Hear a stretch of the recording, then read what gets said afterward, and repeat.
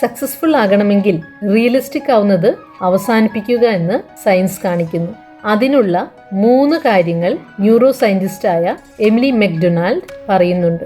ആദ്യത്തെ കാരണം confirmation bias and placebo effect. നമ്മുടെ തലച്ചോറ് നമ്മുടെ വിശ്വാസങ്ങളെ സ്ഥിരീകരിക്കുന്നതിനായി നമ്മുടെ ചുറ്റും തെളിവുകൾ കണ്ടെത്താൻ ശ്രമിച്ചുകൊണ്ടേയിരിക്കുന്നു. അങ്ങനെയെങ്കിൽ എന്തുകൊണ്ട് നമുക്ക് നമ്മുടെ സ്വപ്നങ്ങളെ അത് വളരെ വലുതാണെന്ന് തോന്നിയാലും യാഥാർത്ഥ്യവുമായി പൊരുത്തപ്പെടുമോ എന്ന സംശയമുണ്ടെങ്കിലും നമ്മുടെ വിശ്വാസത്തിന്റെ ഭാഗമാക്കിക്കൂടാ? 2, നിങ്ങൾക്ക് റിയാലിറ്റിയായി തോന്നുന്ന എക്സ്പീരിയൻസ് ചെയ്യുന്ന വലിയൊരു ഭാഗം യഥാർത്ഥത്തിൽ റിയൽ അല്ല.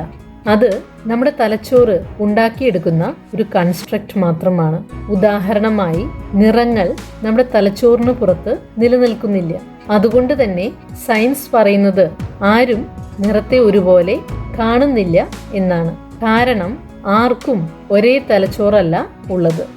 3, ഇവയെല്ലാം ഇല്യൂഷണൽ ആണെങ്കിൽ, നമ്മുടെ തലച്ചോറിന്റെ പ്രവർത്തനത്തിന്റെ ഭാഗമാണെങ്കിൽ എന്തുകൊണ്ട് സാങ്കല്പികമായി ചിന്തിച്ചുകൂടാ?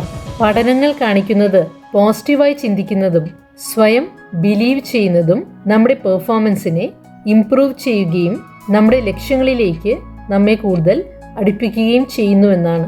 റിയാലിറ്റി എന്നത് നമ്മുടെ തലച്ചോറ് നമ്മുടെ വിശ്വാസങ്ങൾക്കും ചിന്തകൾക്കും അനുസൃതമായി സ്വരൂപിക്കുന്ന ഒരു അനുഭവമാണെങ്കിൽ എന്തുകൊണ്ട് നമുക്ക് വ്യത്യസ്തമായി നമ്മുടെ സ്വപ്നങ്ങൾക്കും ലക്ഷ്യങ്ങൾക്കും അനുസൃതമായി ചിന്തിക്കുകയും വിശ്വസിക്കുകയും ചെയ്തുകൂടാ?